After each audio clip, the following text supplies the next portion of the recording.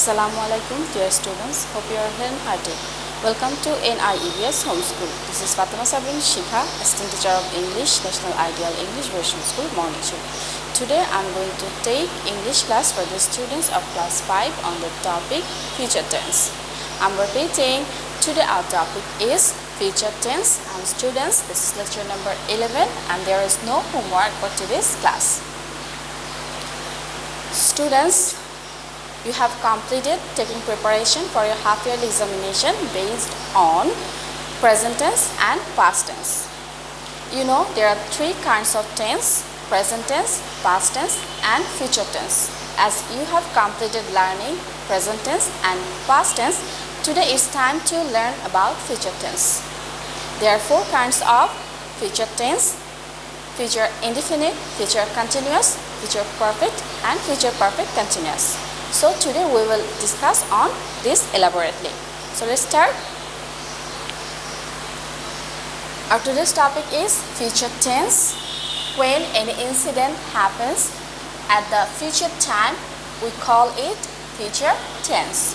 And we know future tense has four forms, and they are future indefinite, future continuous, future perfect and future perfect continuous. Now we will learn about future indefinite tense. Students, another name of future indefinite is future simple tense or simple future tense. So what is future indefinite tense? Future indefinite or future simple tense indicates an action that will happen in the future. It means if any incident, any occurrence will happen in the future, we will call it future indefinite or simple future tense. Now come to the structure. The structure of future indefinite tense is subject plus shall, will, then V1. V1 means verb 1, that means base form of the verb, then object and extra. Students, again say with me, subject plus shall, will, then V1 or base form of the verb, then object and extra. Now look at the example. First example is I shall visit your house. I shall visit your house. And next example, he will play in our team. Students, look here with I have used shall, and with he here will. Verb is will. Note that with first person, I is first person singular number. So with first person we have to use verb shall in future indefinite tense, and with others, other person, second person or third person, we have to use will.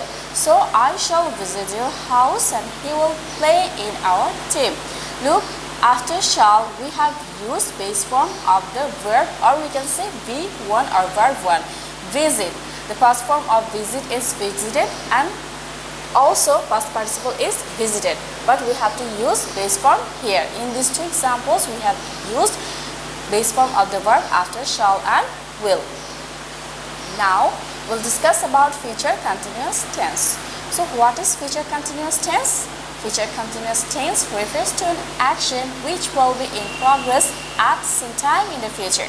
So if any incident occurs in the progress of future time, or any continuing work or incident will happen in the future time, we can call it future continuous tense. So students, now we will learn about the structure of future continuous tense. The structure is subject plus shall be or will be, then verb plus ing, then object and extra. For the second time, say with me, subject plus will be or shall be, then verb plus ing, then object plus extra. Now come to the example. I shall be walking in the road. They will be reading the book. Students, look, according to the structure, we have given subject I and they. Then we have used verb shall, will.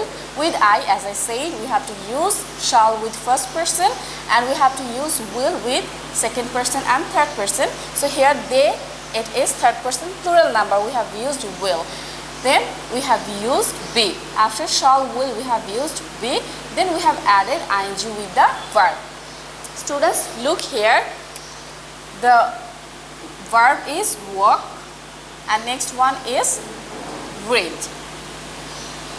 We have added ing with this. Then we find walking and here reading. So we have to use ing with the verb in future continuous tense. Now we will learn future perfect tense.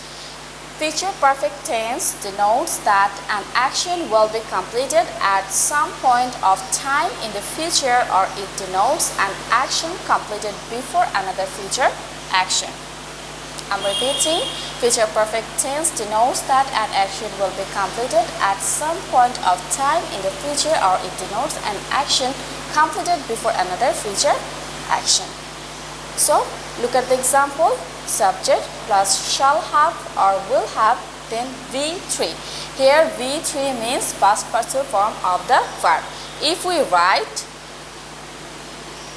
it is base form at, then eaten.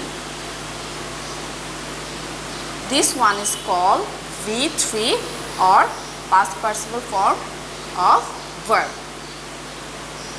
and this one is past form. So look, eat, at, eaten, base form, past form and past participle form. So here we have to use past participle form of the verb. In future perfect tense we have to choose V3 or past participle form of the verb. Again, say with me, the structure is subject plus shall have, will have or V3. After have, we have to use V3 or past participle form of verb, then opposite and extra. Example is, I shall have finished my work. Next example, you will have talked with them. So students, look here, we have used shall have, then we have used past participle form of verb. The main verb is finish. We have used V3 or past participle form. Finish is finished. I shall have finished my work. And here, talked. Will have, then we have used past participle form of talk. It is talk, then with them. And at last, I'm going to talk about future perfect continuous tense. Future perfect continuous tense is used for actions which will be progress over a period of time that will end in the future, or for an action that will be continuing before the completion of another future action. So, in future perfect continuous tense, you will get the indication of long time, or you will get the period of time. And if you get this, you can identify that yes, this one is future perfect continuous tense. Now we'll learn about the structure of this tense. Subject plus shall have been, then will have been, then verb plus ing, then opposite and extra. Repeat with me, subject plus shall have been, then will have been, then verb plus ing, then opposite plus extra. Now come to the example, I shall have been traveling for 3 days. Next one, Mr. Ben will have been calling you.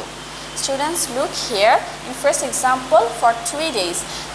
Long period of time is indicated here. And here, in next example, you can identify because will have been, according to the structure, will have been, then we have added ing with the verb.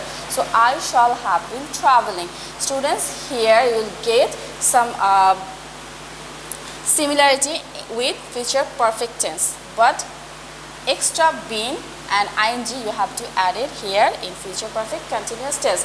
The structure of future perfect tense is I shall have, then you have to use past participle form of verb, then opposite and extra. But for future perfect continuous tense, you have to use subject plus verb, shall, will, then have, then been. Then you have to add ing with the verb, then opposite and extra. Students, I hope you have understood today's topic. As I said, you have read present tense and past tense in earlier time, and today we have completed future tense. I hope you will give revision at home. all tenses. In total, there are 12 kinds of tenses. Each tense, that means 3 kinds of tense, carries 4 kinds. So in total, you will read 12 tense at home and will practice more examples. That's all for today. Hope you have understood today's topic. Keep practicing at home and abide by your parents. Stay well and see you again. Till then, Allah Hafiz. Assalamu alaikum.